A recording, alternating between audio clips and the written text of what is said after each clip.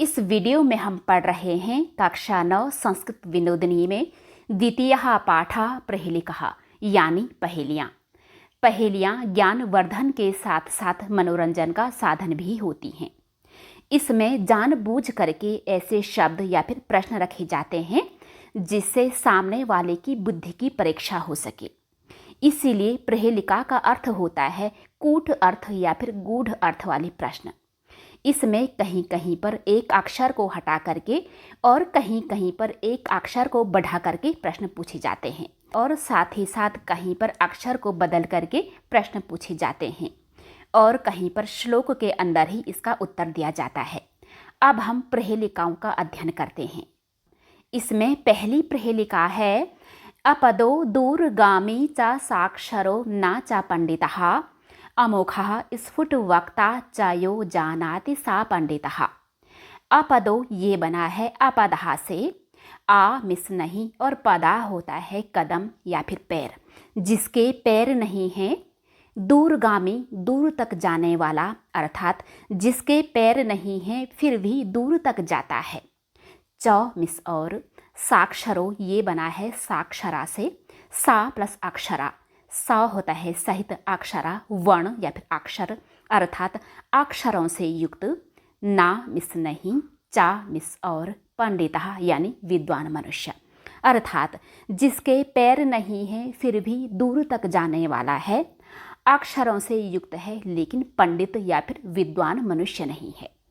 दूसरी लाइन देखिए, अमोखा यह है आ प्लस मुखा, आ मिस नहीं, मुखा यानी मुख, जिसका मुख नहीं है मुंह नहीं है।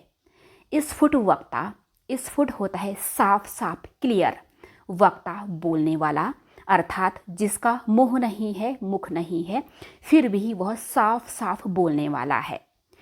च मिस और यो यह है यह यानी कि जो, जानाति जानता है, सा यह है साह यानी वह, पंडितः यानी विद्वान मनुष्य अर्थात जिसका मुख नहीं है लेकिन फिर भी वह साफ साफ बोलने वाला है और जो जानता है वह विद्वान है यानी कि पंडित है। यानी जिसने इस प्रहेलिका का उत्तर दे दिया कि वह क्या है, वह विद्वान मनुष्य है, बुद्धिमान है। तो वो क्या हो सकता है जरा आप सोचिए। तो वह है इसमें लेटर, जिसे हम बोलते हैं पत्र या फिर चिट्ठी। चिट्ठी में क्या होता है, पैर नहीं होता है फिर भी वो डाक के माध्यम से दूर दूर तक जाता है। उसमें अक्षर लिखे होते हैं लेकिन वह पंडित नहीं होता है। लेटर का जो है ना मुख नहीं होता है फिर भी उसमें साफ साफ शब्दों में लिखा हुआ होता है, साफ साफ वो बोलने वाला होता है। जो इसको जान लेता है वह क्या होता है, विद्वान मनुष्य होता है। यहाँ पर नीचे अन्वय दिया है। अन्वय में शब्दों को इस तरीके से अरेंज किया जाता है जिससे कि उसका अर्थ निकालने में आसानी रहे। जैसे हम इसको भी पढ़कर देखते हैं, अपदः यानी कि पैर नहीं है, दूरगामीचा और दूर तक जाता है, साक्षराचा यानी अक्षर से युक्त है, ना पंडितः लेकिन पंडित नहीं है, अमुखः स्फुटवक्ताचा यानी उसका मुख नहीं है फिर भी साफ साफ बोलने वाला है, यह जानाति सह पंडिता जो जानता है वह विद्वान मनुष्य है। अब है दूसरी प्रहेलिका, एक चक्षुर्न काकोयम बिल मिच्छन पनागः क्षीयते वर्धते चैव ना समुद्रो ना चंद्रमा। एक चक्षुर्न यहाँ पर है एक चक्षु प्लस ना, एक चक्षु यानी एक आँख वाला, ना मिस नहीं, काकोयम का कहा प्लस अयम, का कहा यानी कौवा, अयम यानी यह अर्थात यह एक आँख वाला है लेकिन कौवा नहीं है। ऐसा माना जाता है कि कौवा की एक ही आँख होती है। बिल मिच्छन यहाँ पर है बिलम प्लस इच्छन, बिलम यानी कि बिल को, गुफा को, इच्छन जाता हुआ, इच्छा रखता हुआ, पनागहा यानी कि सांप अर्थात बिल को जाता हुआ, बिल की इच्छा रखता हुआ लेकिन सांप नहीं है। क्षीयते यानी कि वो घटता है, वर्धते बढ़ता है, चैवा यहाँ पर है चा प्लस एव, चा मिस और ए मिस ही अर्थात और ही, ना मिस नहीं, समुद्रो यहाँ पर है समुद्र यानी कि सागर, ना मिस नहीं, चंद्रमा शशि अर्थात वह एक आँख वाला है लेकिन कौवा नहीं है। बिल में जाने की इच्छा रखता है, बिल को चाहता है लेकिन सर्प नहीं है। घटता है, बढ़ता है, लेकिन समुद्र और चंद्रमा नहीं है। तो बताइए वह कौन है? वह सुई है, जिसे हम बोलते हैं सूची यहाँ पर है। तो सुई में क्या होता है? वह सुई जिससे कि कपड़ा सिलते हैं, उसमें एक आँख होती है जिससे कि हम धागा डालते हैं, लेकिन वह कौवा नहीं है, ये सब जानते हैं। बिल में जाने की इच्छा रखता है, यानी कि बिल में जाता हुआ सर्प नहीं है। बिल अर्थात जब हम सुई से कपड़ा सिलते हैं तो वह कपड़े के अंदर घुसता है, यह उसी को ही बता रहा है।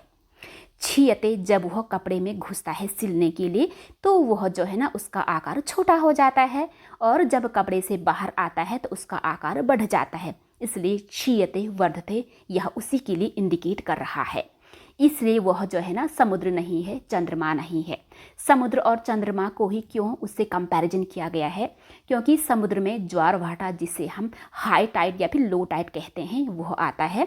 इससे यह लगता है कि हमें ऐसा आभास होता है झूठा कि समुद्र जो है बढ़ गया है। और चंद्रमा भी ऐसे फुल मून यानी कि पूर्णमासी के दिन चंद्रमा फुल दिखता है। धीरे धीरे घट करके जब अमावस्या आती है तो चंद्रमा बिल्कुल ही गायब हो जाता है। इसीलिए इन दोनों को हमें सूची से यानी कि सुई से तुलना करना बतलाया गया है। अब है तीसरी प्रहेलिका। वृक्षाग्रवासी नाचा पक्षीराज स्त्रीनेत्रधारी नाचा शूलपाणि त्वग्वस्त्रधारी नाचा सिद्धयोगी जलम चा बिभ्रन्न घटो न मेघः। यहाँ पर है वृक्ष अग्रवासी, वृक्ष यानी पेड़, अग्रवासी उसके आगे में निवास करने वाला, अर्थात वृक्ष के अग्रभाग में आगे वाले भाग में निवास करने वाला। ना मिस नहीं, चा मिस और। यहाँ पर है पक्षी राजा त्रिनेत्रधारी। पक्षी राजा यानी कि पक्षियों का राजा, जिसे हम गरुड़ कहते हैं। त्रि यानी तीन, नेत्रधारी तीन आँखों को धारण करने वाला। ना मिस नहीं, चा मिस और। शूलपाणि, शूल किसके लिए बोला जाता है? दर्द को, लेकिन हम यहाँ पर शूल से लेंगे त्रिशूल। पाणी होता है हाथ में, यानी त्रिशूल को हाथ में धारण करने वाला कौन होते हैं? भगवान शिव।